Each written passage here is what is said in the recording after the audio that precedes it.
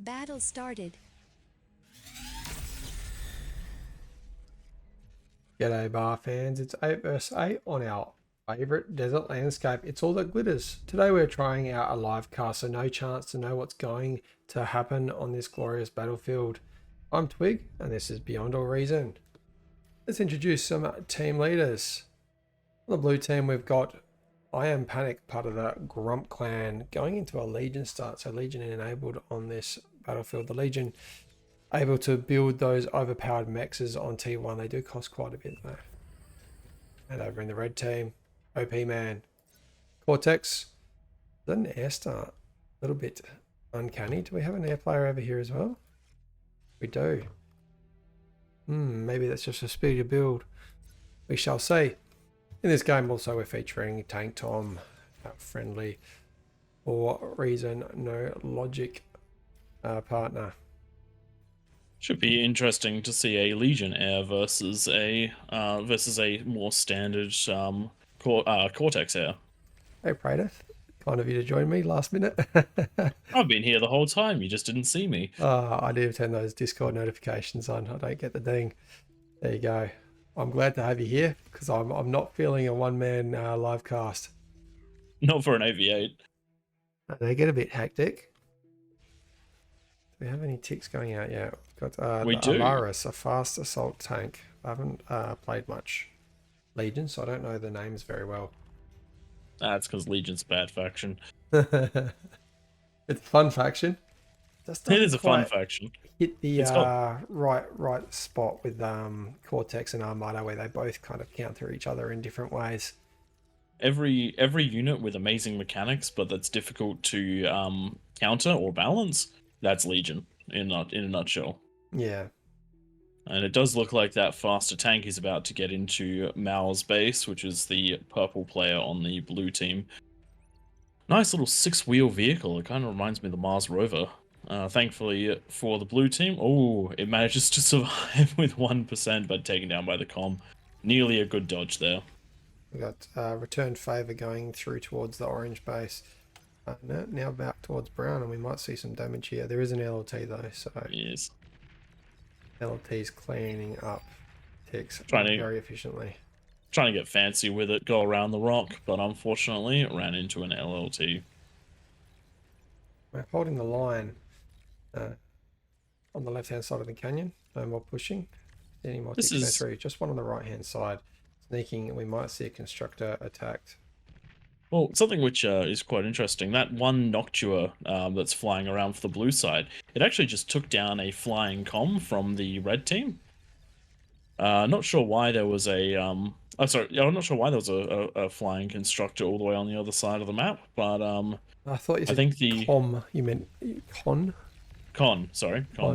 I think they might have been looking to do some shenanigans up on one of the cliffs, but they got shut down by the single piece of air defense. So good on the blue team for right place, right time.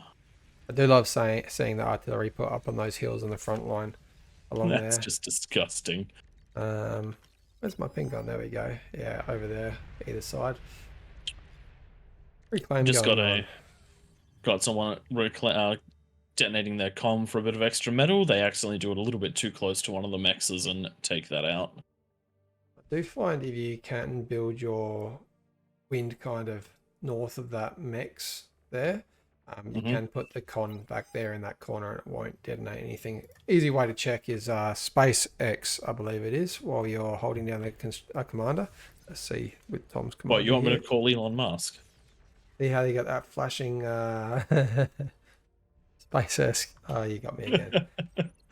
Yeah, hold down space and the X key, and you'll see a yellow line flash out the commander. That's how far the detonation goes. Same goes for all units, actually.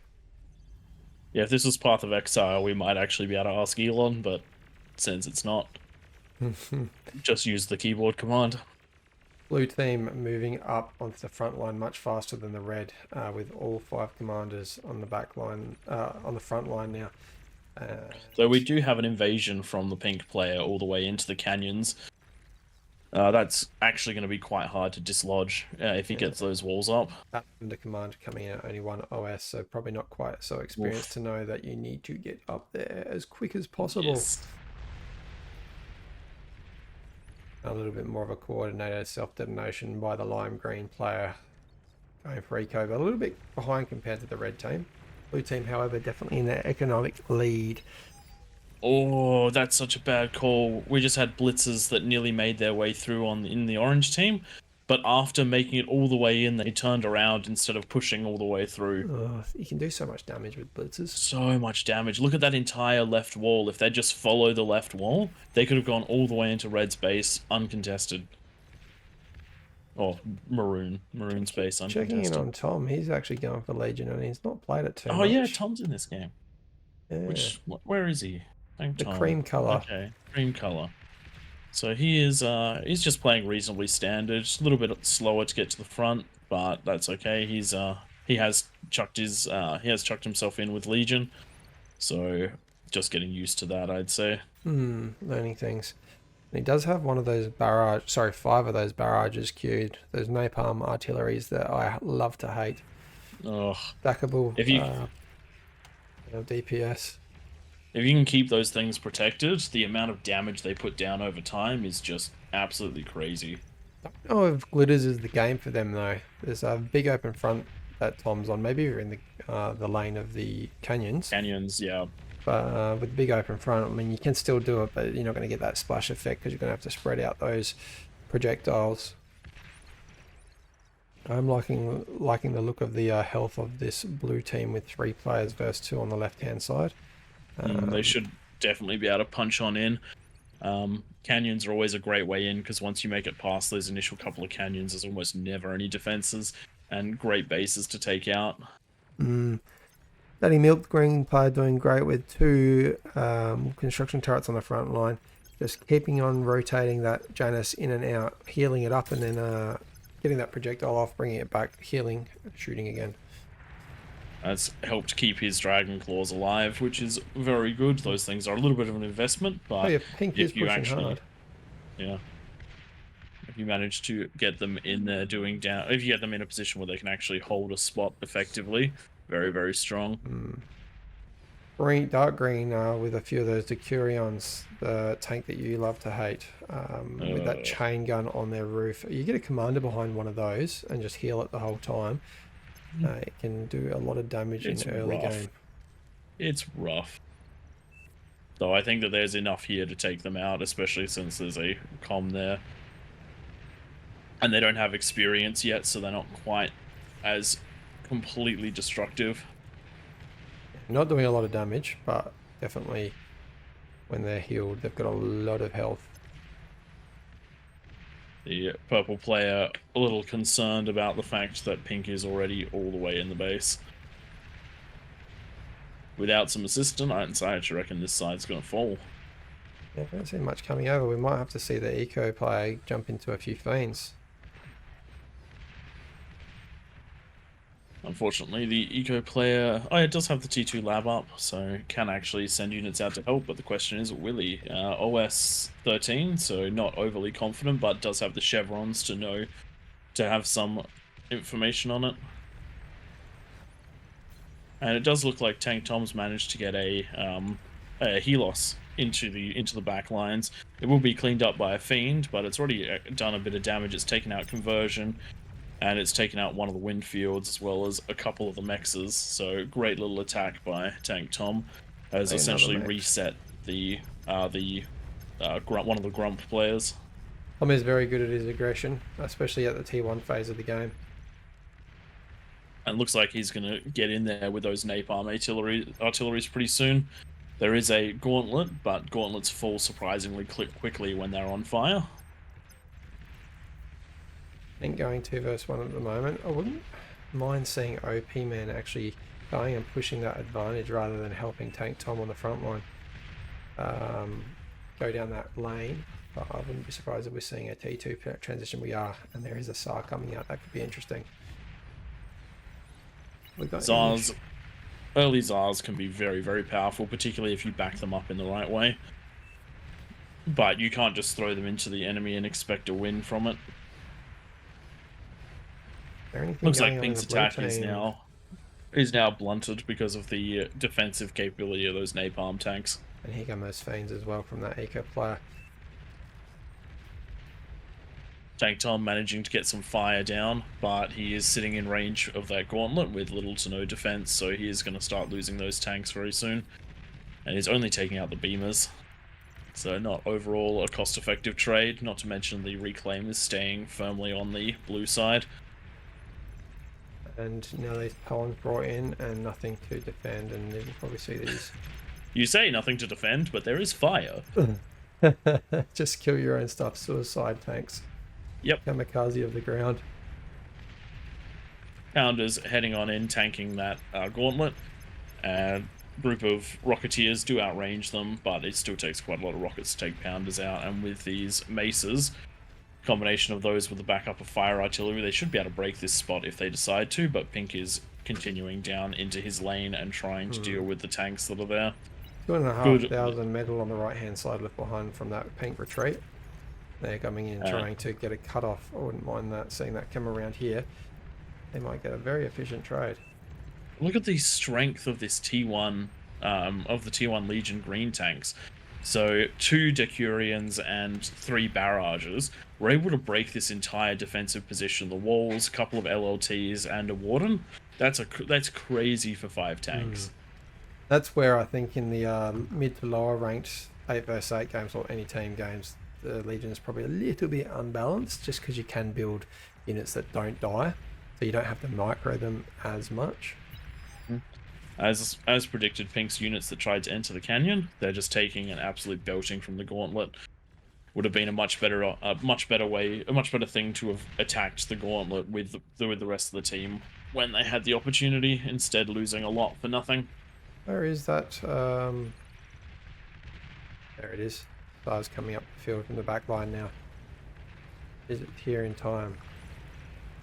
I'm not loving how much or how little air yellow has right now, going for a full greed on T2 Eco, and only a few planes out right now. Thing is, though, the only offensive air that blue has is a handful of mosquitoes, so I don't think that the lack of air coverage is going to make that much of a difference. Tank Tom sending a similar sized attack in as before. He just doesn't have the number of barrages to break a position with a gauntlet. He's just losing metal at the moment. You need to know when to change your tactic up. Also, when to not stand your comm in range of the gauntlet. Here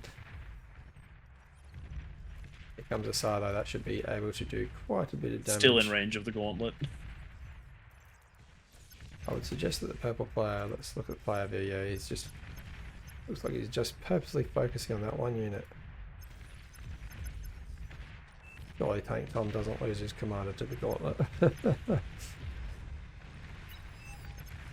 Does look like we've got some reclaim coming in, grabbing all of the Tank Tom's tanks, though it's been taken out by a very tiny air unit.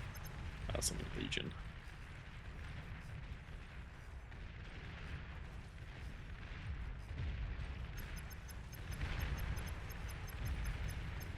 Commander might go for the D gun. No, pulling back.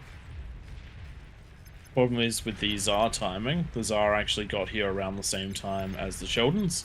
That is not the sort of timing that you want the Tsar to arrive at, because the Sheldons can slowly walk backwards and they do slightly outrange it. So as long as they're microed correctly, they will eventually ping it off.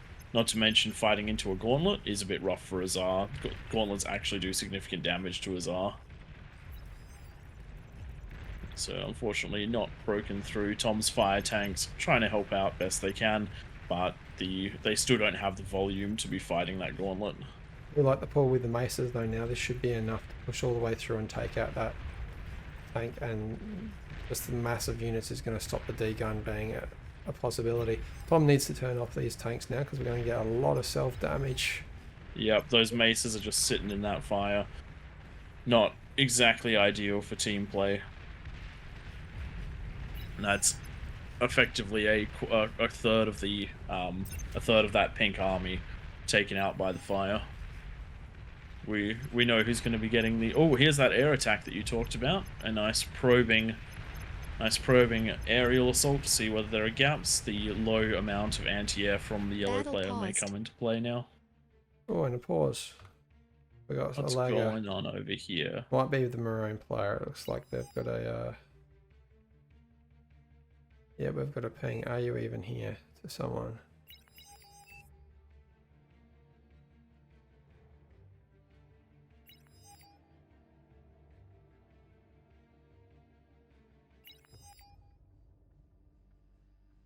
I think they're just getting mad at their own team. I might leave a comment in there.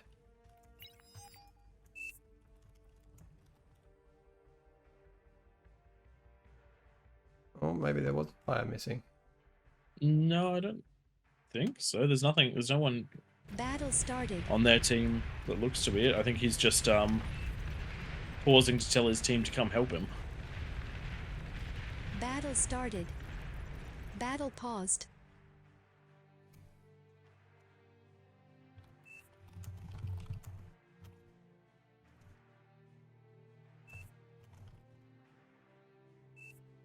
Might be Rasputal who's lagging. Okay, that it is the one that I originally thought. Yeah. 25. DC'd. Yeah. Wouldn't mind seeing the orange player then take. And the orange player is effectively playing the one spot anyway.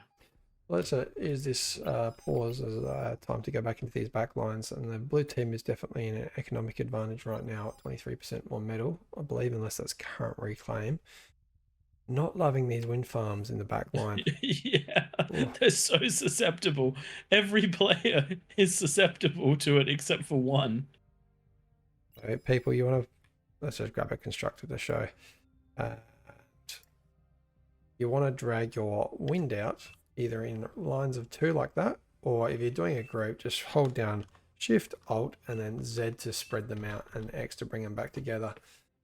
That way they won't chain react. But then again, looking at the red team, you've certainly got a similar problem coming out of the yellow air player. All of his build power, all his conversion, and almost all of his wind will go up in one go. And same with orange, all the conversion. Pink, I mean, doing the 3x fields too. Definitely an opportunity to spread out a little bit more. yeah.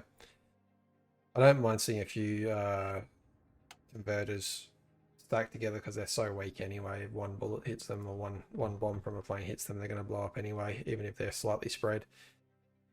Yeah, but you can really build them apart. I build them in blocks of 9. Yeah. Just a 3x3 and then spread them out, because that, like, losing nine is nothing. Like, genuinely losing 9 converters is nothing. It's 9 metal and some power that would go to waste if you didn't build them anyway. Yeah. But having them all grouped up and close enough to self detonate, not so good. Yeah. The statistic on the top right here, the DV, the damage defense value. So that's defensive turrets that have been, sorry, the metal worth of defensive turrets.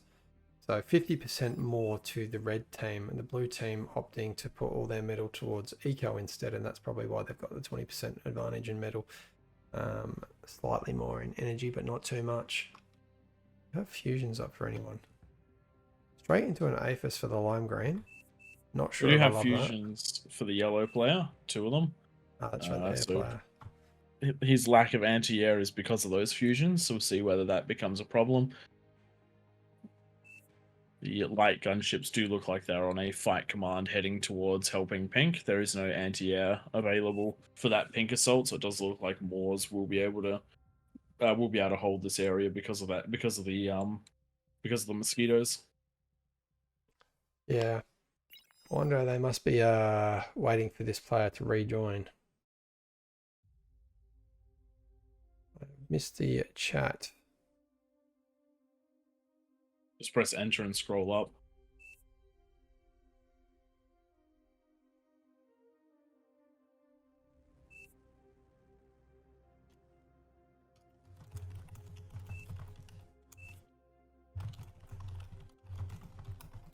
Might just have to edit this section out, if I remember. I always forget these things. Looking on the front line, I reckon if Tank Tom, OP Man, and Pink Player, VBD, I'll keep pushing. This is probably a pushable line. I don't see much coming out of any base, especially with that AFIS going up for the lime green. That's going to get here.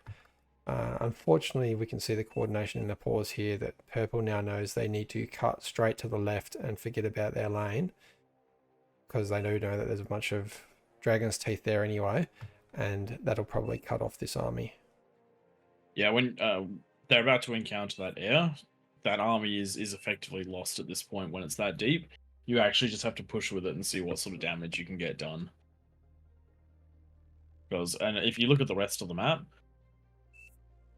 you're getting picked apart on the orange and maroon side, and pink is holding reasonably well, but again, all of this is so much of this is defensive turrets. We've got pink has 4 overwatches, and they're all well and truly in range of. Oh, here we go, back into the act. Battle started. They're just taking him and moving on. It does look like these bases are gonna punch on in. We don't have any anti-air here for the mosquito, so yes, yellow player as well with no air. Question is, can he get deep enough to do anything? And the answer is most likely not. You can see not with this much air firing off.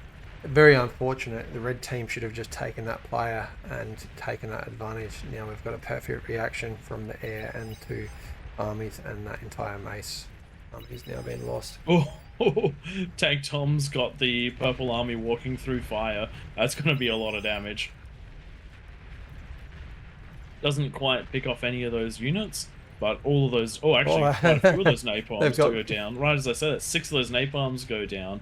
Yeah, that's huge. Reaction. They actually got 4 on the first wreckage, and the next ones couldn't get past it. That is an expensive amount of damage done. Tank Tom needing to get the reclaim while he can. At the moment, the red team, actually the red team's in there getting the reclaim, building some AA turrets. And we've got tick spam trying to head into the purple base, but it does look like it's going to get countered by pawns and backed up by some Sheldons. So I do think this attack's going to be blunted, and these guys have got to do their best to get out of here before Tank Tom loses his comm. This is going to give the pink team the opportunity now to come back with a bit of eco while we get out some units. When that AFIS comes up for the lime green, I don't think we have a counter. Oh no, we've already got AFIS up for pink. I'm curious what Tom's doing. He's going to T2. I'm glad with that, because sometimes we see him get caught a little bit too much on T1. Obviously taking our advice that you got to get that transition happening before the game gets too far into T2. One of the units he has got right now, which is actually a decent counter to the Sheldons, are the long-range Lancers. They're not perfect, but for a T1 unit, they can do a lot of damage, provided they're in the right place.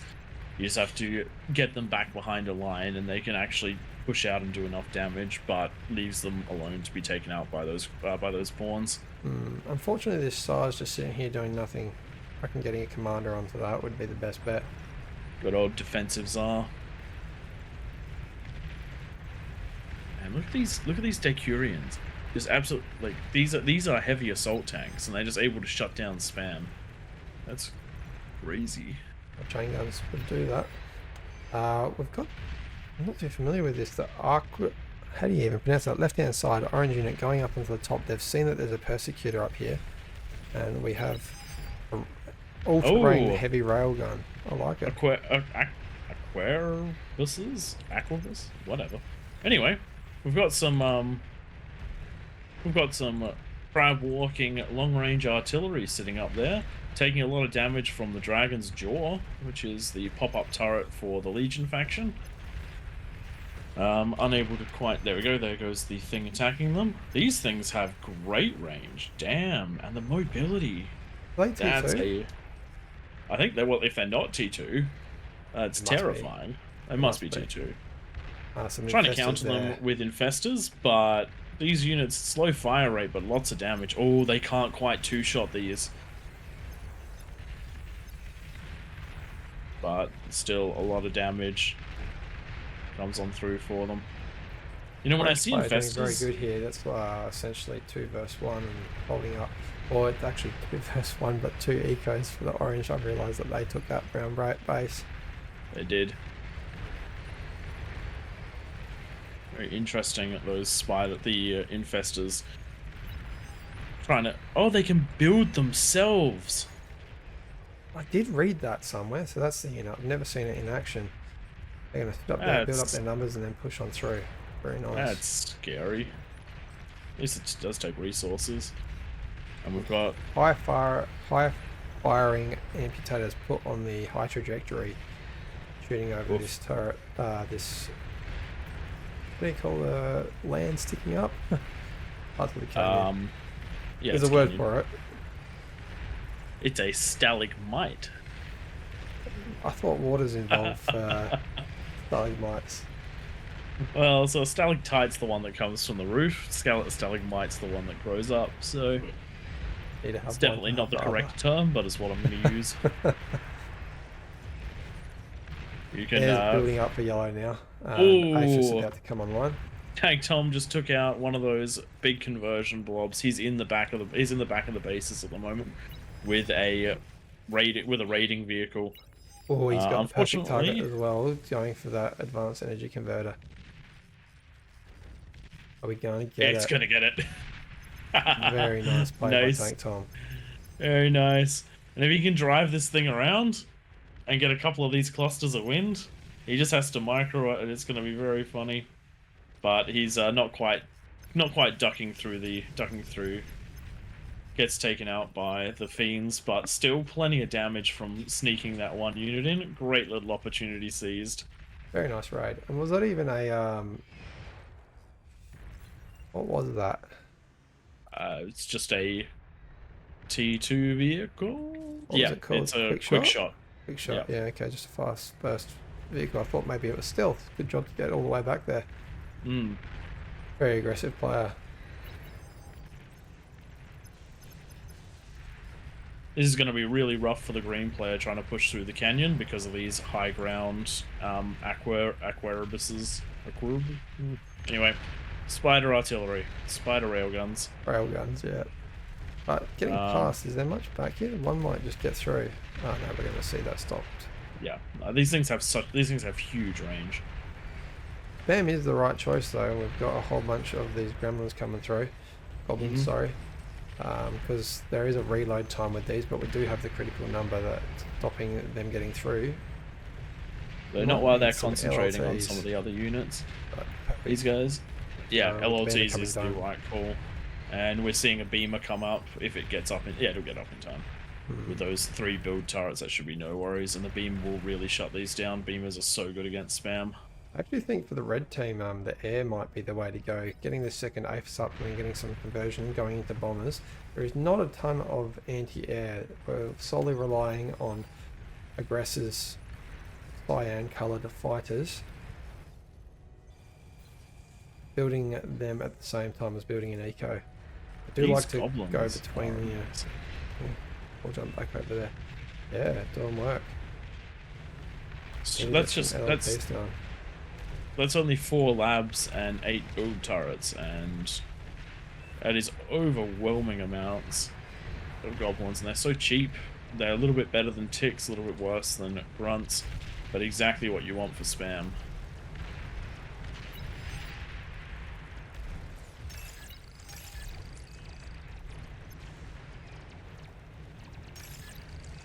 Got to get down a ton of these towers, and that'll shut these down. We have air pull. No response. Big zoom out, looking around the map. Looks like we've got no other lines. Blue definitely in the eco advantage right now, both metal and energy. So we need to see another little raid. Red Sky is that defensive value, so double the metal put into turrets. Absolutely crazy amount of metal put into those turrets. You really do have to decide. You really do have to be careful with how much you spend on defenses.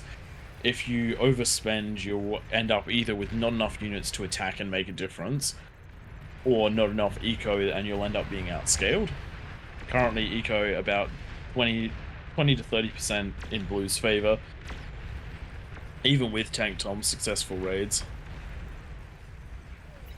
And now That's there's just a hard score scaling. Like they're definitely an eco advantage, but I don't think it's a realized eco yet. Whereas pink team putting out a few. Oh no, they're doing the same thing, just putting it into eco. The pink player, or sorry, the light pink player building some flak right in the base. What you want to do is you want to actually put them out a little bit like around there. Because by the time that the enemy planes get shot down, we're going to see the bombs drop out of the base of those bombers before they do anything. Sorry, before they get taken out. Oh, commanded down. It's got picked off by those starlights, was in a bad spot. Starlight's still incredibly strong, even with the countering all-terrain rail guns.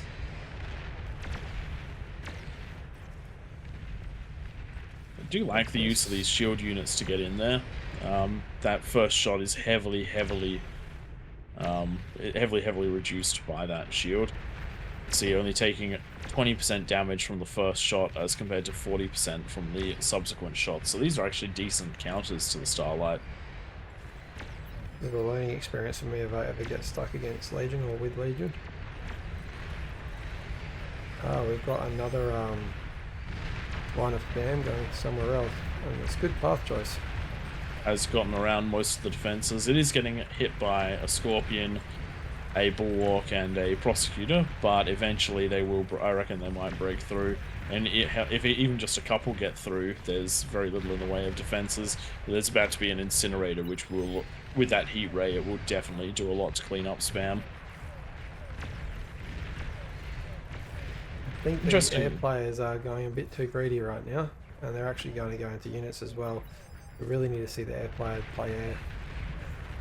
Yeah, airplay on these maps is one of those things where, yeah, you do want to have a fighter screen, but if you can get your bombers across and do even one base's worth of damage, you can absolutely change a lane. You don't even need to scout it, really. You know where every eco is going to be. Everyone has the same starting spots. Every single game, the same person's eco, the same person's air. Orange has got problems, that's for sure. And we might just see that commander go down. Depends on the angles. The Starlights are missing him quite a lot, and he's getting in range for a D-gun. So managed to take out most of those and escaping around the cliff.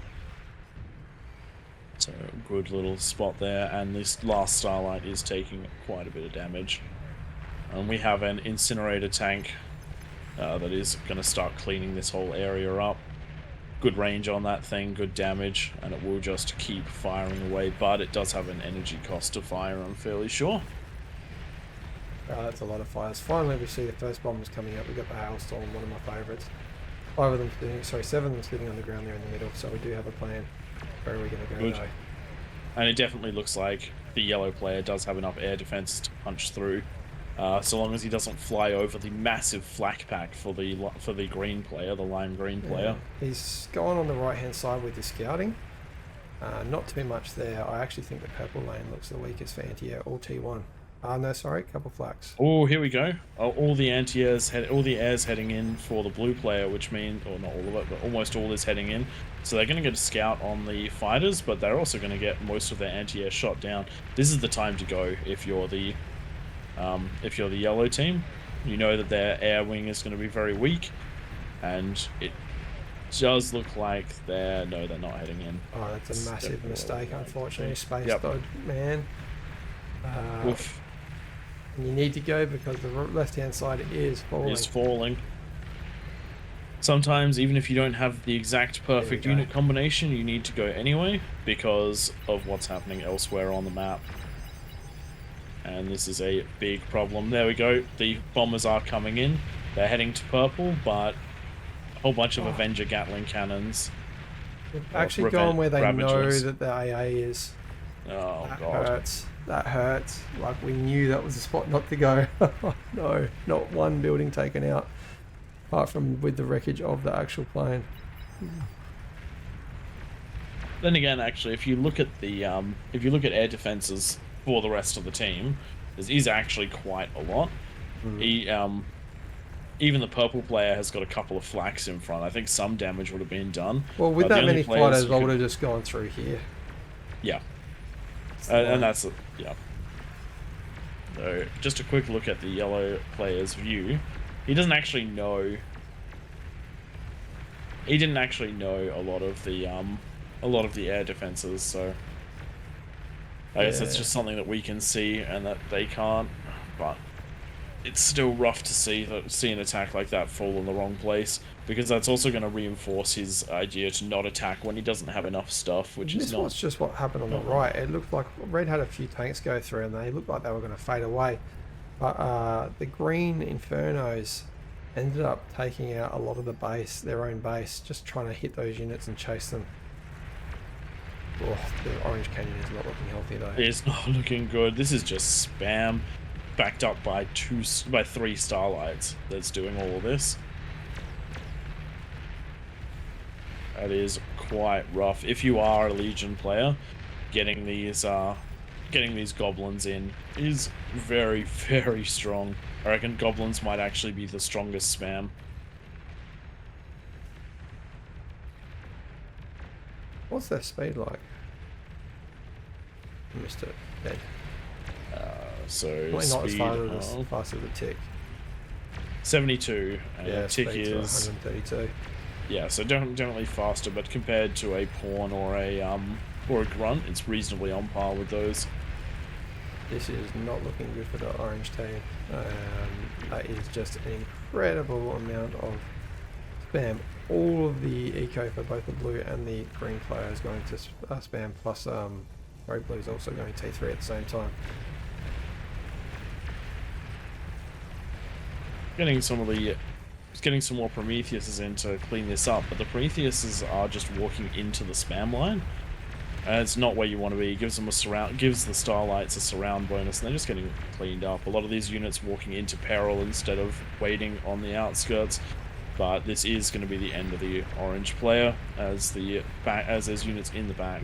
As Shiva's going down the brown base, our friend Tank Tom's unfortunately just lost his commander on the front line. Oof. Problem with this game for the red team, you can look at the background eco. We have multiple players going for mass APHIS all at the same time. You need either the front line building units or you need the back line building units, not both at the same time. You need to keep things coming out, and I don't think they're going to come back from this one unless we can see a bit more of an efficient pull by air, or I don't know what else. You need to really take up a whole lane to come back from this. That's the thing. The blue team has been on the offensive the entire game. Pink tried to be offensive on the canyon, but it got shut down because he wasn't supported. I think it's the extra metal put into defenses instead of eco or units. That's what I was getting at. The defenses are great, they're efficient, but you're not making progress. And so the fact, like, if offense is a fantastic form of defense, if you force your opponent to be on the defensive the whole time, and you keep chipping away at them, and you find that one spot to break on through, that's what you need. So with the canyon down, that's a very open area for the blue team. I would actually, as the blue team, I'd actually stop the spam heading down that way, and I'd start running it straight into the middle, and following it up with the Shivas backing it up, following it up with the rest of the army. We've got a lot of T3 coming out of the green player right now. The Mucade, which is the heavy multi-weapon assault scorpion thing. What's and this it's other starting one? to make its way into Pink's defenses. Praetorian. One's got anti-air as well, by the looks of it. It's the Praetorian, great for laying down that land, the huge amount of land fire. And it does look like it's going to get degunned. Oh, manages to stay just outside of the degun range, and the fire finishes off the comm. This thing should be able to keep putting fire down into that defensive area and shut it down. An area, like, realistically, you don't actually need to attack this offensive canyon at all. I think Tom punching out a bunch of Prometheus, probably not the right answer to all this spam. They do shut down the spam reasonably nicely, because these are the heavy sorry, lasers. I thought they were a projectile.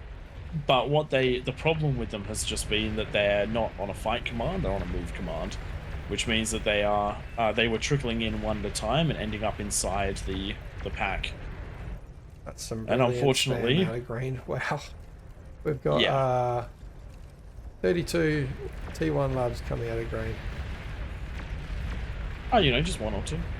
Just one or two. Duddy Milk serving up the milkshakes.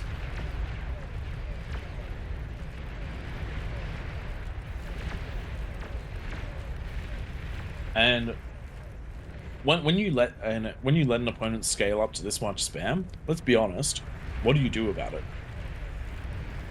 Probably spam right on back.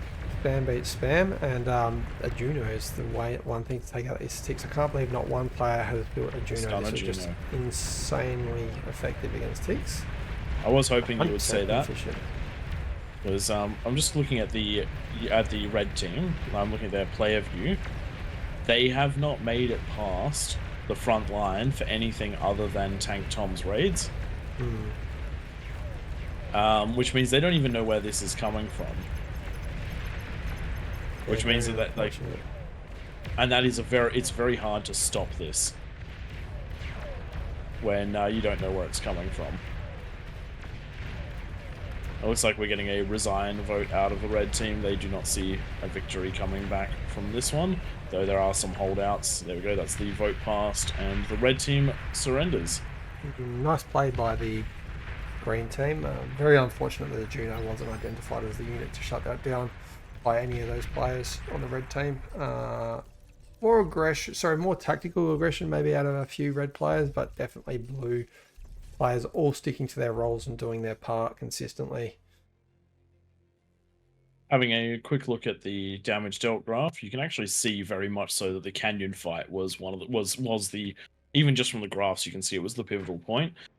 Orange having the most engagement, even though he had to deal with losing a player. That wasn't until partway through the game, and even there, just so much fighting going on there. And he was up against Green, who also very high on that damage chart. So if any of the other lanes had been able to pull ahead and do a similar thing to what Green was doing, but for their lane, I think it would have been a much more even match. An enjoyable one to watch. If you guys enjoyed this, make sure you hit that like and subscribe. And also, if you want to replay cast, drop it into our Discord. Links down in the description. Thanks for everyone for joining us. We'll catch you next time. Bye.